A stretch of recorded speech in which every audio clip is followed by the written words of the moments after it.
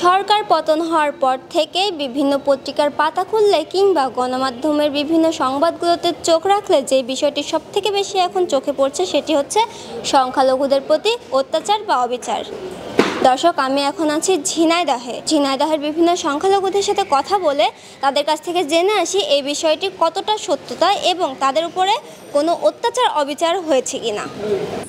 আমাদের এখানে তেমন কোনো সুবিধা হয়নি, আমরা ভালোই আছি। আমাদের রাস্তার সঙ্গে দোকান আছে, আমরা ব্যবসা বাণিজ্য করছি, আমরা অনেক ভালোই আছি। এখন মনের ভিতর তো অনেক রকম কিছু হয়, সেগুলো তো মনে মনে ভাবা হয় যে বাইরে হয়তো এরকম হচ্ছে, আমাদের এখানেও এরকম হতে পারে, কি ভবিষ্যতে কি হবে না, এটা নিজেদের ভিতরে তো একটা দুর্বলতা থাকে। এখন আমরা ভালোই আছি সবাই। এখনো অত্যাচার আমরা হয়নি, এখন পরপর চারিদিকে শুনছে এরকম হচ্ছে, কিন্তু আমাকে এইদিকে আসে অত্যাচার হয়নি। এখন ব্যবসা টুকটাক চলছে, তেমনটা ভালো না এই পরিস্থিতি। কোনো ভয় ভীতি কেউ দেখিয়েছে কিনা, কি পরিবেশ আছে একটু বলেন। এখন ভয় ভয়তে চলতে হচ্ছে আমাদের, এখন তো আর সেইভাবে তো চলতে পারছি না। আমার দেশের পরিস্থিতি এই মারামারি গন্ডগোল চলছে দেশে, এইভাবে চলতে হচ্ছে ভয় ভয়তে। এই গ্রামে কিছু এখন শোনা যায়নি। আমাদের কোনো অসুবিধা হয়নি এবং আমরা একটু ছিলাম যে ভয়তে ছিলাম ওই সময়, তাছাড়া আমাদের কিছুই হয়নি। আশেপাশে আমাদের এই বেশি হয়নি, শহরে কিছু হয়েছে আশঙ্কা আমাদের না এবার। এবং আমাদের ওই বিএমপি যারা আছে আমাদের খুবই ক্লোজ, এরা আর কি এসে আমাদের বলিল যে আপনাদের যদি কোনো রকম কোনো কিছু হয় তাহলে আমাদের জানাবেন, এবং আর তারা এসে আমাদের অনেক সহযোগিতা করেছে আর কি। হ্যাঁ, আমাদের এখানে কোনো সমস্যা হয়নি। অন্যান্য জায়গায় কি হয়েছে না জানি না, তো আমরা শান্তিতে আছে, আমাদের কোনো সমস্যা নেই। হ্যাঁ, প্রথম একটু ভয় পাইছিলাম, কিন্তু এখন পরে যে আমাদের সব আশপাশ যারা আছে তারা আমাদের আশ্বাস দিয়েছে কোনো অসুবিধা হবে না। আমাদের গ্রামের লোক খুব ভালো। আমাদের পুজোর মন্দিরে এই যে আমাদের বাড়ি, আমরা তো এই যে তুহিনরা একসাথে, আমরা হিন্দু মুসলমান তাই কি সব আমরা একসঙ্গেই করি, একসঙ্গেই থাকি। হ্যাঁ, আমরা মিলেমিশেই থাকি। আমাদের অনুষ্ঠানে ওদের নিমন্ত্রণ করি, ওদের অনুষ্ঠানে আমাদের নিমন্ত্রণ করে না, আমাদের কোনো সমস্যা নেই। আমাদের পরিচিত তো কোনো জায়গায় শুনছি না, আত্মীয় স্বজন বাড়ি কোনো জায়গায় শোনা যাচ্ছে না।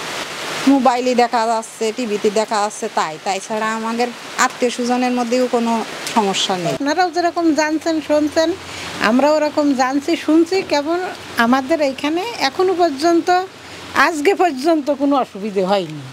এখন এইটা আসবে কিনা এটা তো বলতে পারি না।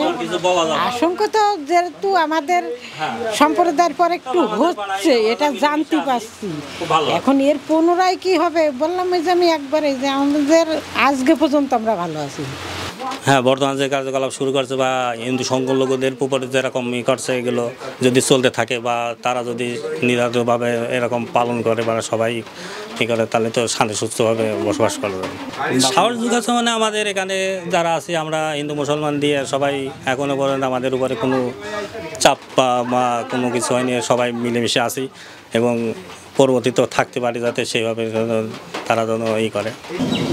আমরা ঝিনাইদহ জেলার বিএনপির উদ্যোগে আমাদের যারা সিনিয়র নেতৃবৃন্দ আছে, মজিদ ভাইয়ের নেতৃত্বে আমাদের জেলা বিএনপির সভাপতি, আমরা প্রত্যেকটা ওয়ার্ড, প্রত্যেকটা ইউনিয়ন এবং প্রত্যেকটা এলাকায় আমাদের যারা রাজনৈতিক কর্মী আছে, রাজনৈতিক নেতা আছে, প্রত্যেকের কাছে আমাদের মেসেজ দিয়ে দেওয়া হয়েছে এবং আমরা স্থানে যেয়ে আমরা প্রত্যেক জায়গায় মন্দির এবং যেসব এলাকায় হিন্দু সম্প্রদায় এলাকা, আমরা প্রত্যেকটা জায়গায় যেয়ে আমরা স্পষ্টভাবে বলে আসছি যে কোনো হিন্দু সম্প্রদায়ের উপরে কোনো অন্যায় অত্যাচার হলে তাৎক্ষণিকভাবে জেলা বিএনপির কাছে জানাতে, এবং যারা স্থানীয় প্রতিনিধি আছে আমাদের বিভিন্ন জায়গায় আমাদের বিএনপি কেন্দ্রিক প্রত্যেকের কাছে বলে দেওয়া হয়েছে। এবং আমাদের এই সাইডে আরাপুর কেন্দ্রিক অনেক হিন্দু সম্প্রদায় আছে, জালেপাড়া, আমাদের এই খাজুরা হিন্দুপাড়ায় আমরা নিজেরা সেই জায়গা যেয়ে আমরা বলে আসছি যে হিন্দু মুসলমানের মধ্যে কোনো পার্থক্য নেই, আমরা সবাই মানুষ, আমরা সব একসাথে একই জায়গায় বসবাস করব।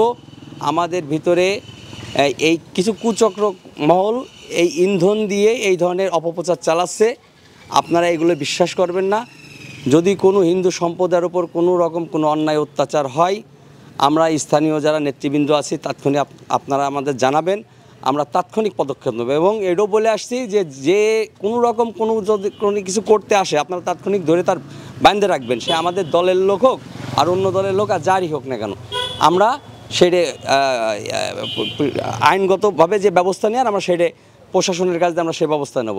ইনশাল্লাহ আমাদের এই সাইডে কোনো রকম কোনো সমস্যা নাই, কোনো হিন্দু কিংবা সংখ্যালঘু কোনো পরিবারের উপর কোনো অন্যায় অত্যাচার এই পর্যন্ত হয় নাই। ইনশাল্লাহ আমরা যতদিন আছি, বাংলাদেশ জাতীয়বাদী দল বিএনপি যতদিন আছে, ইনশাল্লাহ বাংলাদেশের কোনো প্রান্তে ইনশাল্লাহ কোনো সংখ্যালঘু পরিবারের উপর কোনো অন্যায় অত্যাচার হবে না।